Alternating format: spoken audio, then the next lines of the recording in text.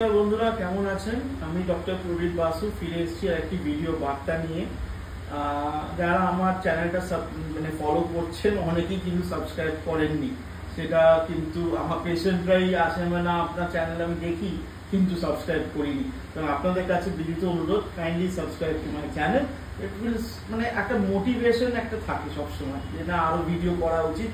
কারণ আমার কাছে অনেকেই আসেন, আপনারা যারা আমার সাবস্ক্রাইবার বেসে আছেন বা আমার ভিডিও দেখছেন, ভবিষ্যতে আপনারা নিশ্চয়ই আমার কাছে আসবেন। আমিও চাই কোনো ছোটখাটো যদি অসুবিধা হয়, কারোর সাথে আপনি ডিসকাস করতে পারছেন না, আমাকে দেখাতে চান, তখনই তারাই বলে যে না ডাক্তারবাবু আপনার ভিডিওগুলো খুব হেল্পফুল, ইন দ্য সেন্স যে অনেক কিছু ব্যাপার আমরা বুঝতে পারি যে আমাদের ভুল হচ্ছে বা সেটা আমরা অজান্তেই ভুল করে ফেলছি।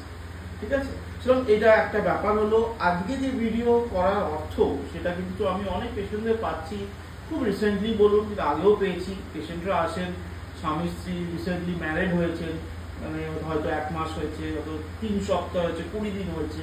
মানে এটা হচ্ছে এটা বলতে পারেন, এটা আমি স্পেসিফিক ভাবে বলতে পারবো না, কিন্তু এরম যারা আসেন তারা দুজনে এসে কিন্তু দেখি খুব ক্ষিপ্ত টাইপ।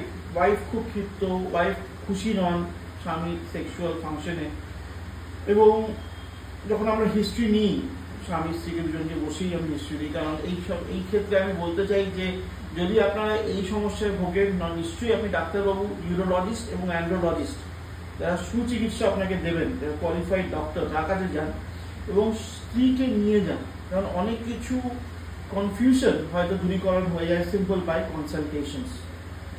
তো এতে আমি বলতে চাই, কারণ এটা খুব কমন ব্যাপার হয়ে চলেছে। মানে কি বলতে চাই বলুন তো, যে এই জিনিসটা ছোট, এরা যে আসছেন 10 দিন, 20 দিন, 15 দিনের মাথায় কিছুটা আমার বলি যে কি মশাই আপনারা কি এত পেশেন্ট একটু ওয়েট করুন, সবাই মাত্র বিয়ে হচ্ছে 10 দিন, এর মধ্যে সেক্সে প্রবলেম হচ্ছে, পুরুষ মানুষের বলি কি আপনি ক্ষিপ্ত হয়ে যাচ্ছেন। কিছু আবার দ্য হাইন্ডসাইট আমি মনে করি তারা কিন্তু ঠিকই করছে, কারণ তারা চেষ্টা করছে যে প্রবলেমটাকে তাড়াতাড়ি নির্মূল করা।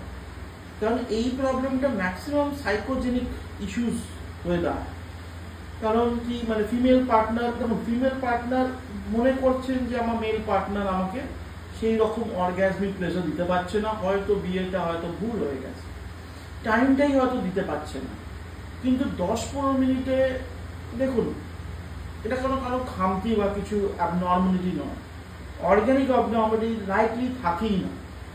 একটা পারফরমেন্স অ্যাংজাইটি থাকে। সেই পুরুষ মানুষ হয়তো তার আগে কোনোদিনও প্রিম্যারিটাল সেক্স করেননি, ম্যাস্টারবেশন করেছেন। ম্যাস্টারবেশন পর্নোগ্রাফি দেখে যে ম্যাস্টারবেশন, সেটা হচ্ছে টোটালি ডিফারেন্ট সিনারিও।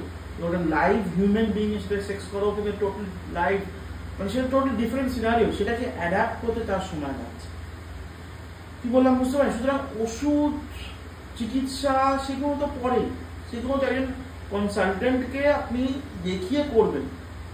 কিন্তু তার আগে এই যে ব্যাপারগুলো, সেগুলো কিন্তু আয়রন আউট করাটা খুব ইম্পর্টেন্ট।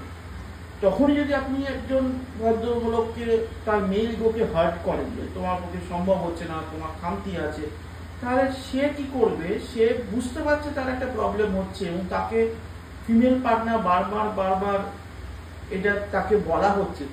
10 ডেজ 15 ডেজ খালি বিয়ে হয়েছে, তাহলে পারফরমেন্স অ্যাংজাইটিটা এমন পর্যায়ে চলে যায়, তখন কিন্তু কোনো মতে হয়তো তার 1 সেকেন্ড 1 মিনিট যেটা হয়তো ইলেকশন ক্যাপাবিলিটি হতো, সেটা হয়তো 1 সেকেন্ডও হবে না। আমার কথাটা বুঝতে পারছেন? সুতরাং আমার আপনাদের কাছে বলার অর্থ যে আমরা বেসিক্যালি আমাদের আপব্রিঙ্গিং বা সোশিয়াল আপব্রিঙ্গিং বা সোশিয়াল বলতে পারেন নর্মস, যেভাবে আমরা বড় হয়েছি, যেটুকু সেক্সুয়াল এডুকেশন আমরা পেয়েছি, বলতে পারেন আমাদের কি স্কুল কলেজে সেক্সুয়াল এডুকেশন তেমন হয়নি, সত্যি কথা বলতে। এখন কিছুটা এসছে কারিকুলাম, কিন্তু আমরা যেটা হচ্ছে, আমরা আস্তে আস্তে যখন বড় হচ্ছি, ধরুন আমরা পর্নোগ্রাফি দেখছি, এই দেখছি, তাহলে আমাদের ছেলেদের মধ্যে আমরা কি ভাবি যে vaginal sex is the only form of sex. স্বামী স্ত্রী জাস্ট অ্যারেঞ্জ ম্যারেজে বিয়ে হয়েছে, there was no premarital sex whatsoever. তারা যদি প্রথমেই ভ্যাজাইনাল সেক্সটাকে ইম্পর্টেন্স দেন এবং সেটাতে পুরুষ মানুষ ফেল করছে বলে, পুরুষ মানুষের অক্ষমতা বলে বারবার তাকে বলা হচ্ছে, আমি বলবো that is not the correct way of getting a relationship going. A relationship is a long lasting, তাই না? ভবিষ্যতের কথা ভাবুন।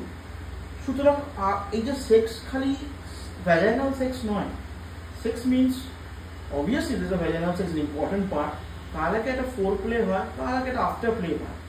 তো সেই পার্টগুলো উইথ আ কনসালটেন্ট আপনি জিজ্ঞেস করুন কিভাবে আমরা সেই পার্টটাকে এনজয় করতে পারি। এবং ফিমেল অর্গাজম খালি যে ভ্যাজাইনাল সেক্সে হয় সেটাও কিন্তু নয়। এখন এই নিয়ে যদি বলতে চাই তাহলে ঘন্টার পর ঘন্টা বলা যায়, সুতরাং ছোট এই ভিডিও বার্তার মধ্যে উইল গেট ভেরি, বলতে পারেন আমি গুলিয়ে ফেলছি ডাক্তারবাবু আপনি কি বলছেন আমরা নিজেরাও বুঝতে পারছি না। কিন্তু খুব ইম্পর্টেন্ট এই বার্তাগুলো যে প্রাথমিক ক্ষেত্রে 10 দিন 14 দিনেই আপনি আগে থেকেই হাল ছেড়ে দেবেন না।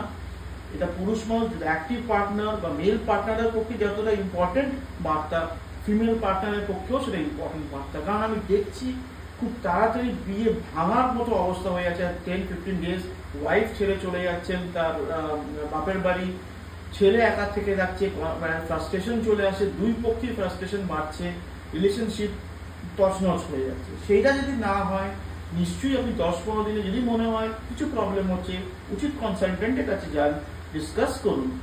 এবং মেবি উইথ মেডিকেশনস, একদম খুবই সাধারণ মেডিকেশনস, একদম হরমোনাল ট্যাবলেটস সরাসরি শুরু করে দিলেন, কেউ টেস্টোন ইঞ্জেকশন নিতে শুরু করে দিল, আমি দেখেছি বলেই বলছি, সেই দিকে খবরদার যাবেন না। সুপরামর্শ নিন এবং সুচিকিৎসা এবং জাস্ট উইথ নর্মাল কনসালটেশনস দেখবেন আপনার কিন্তু এই প্রবলেমগুলো মেটাতে পারবে। সবাইকে যে প্রবলেম মিটে যাবে এক কনসালটেশন কি ইজিলি হয়ে যাবে সেটা আমি বলছি না, প্রবলেম থাকতেও পারে, তারও কিন্তু চিকিৎসা আছে।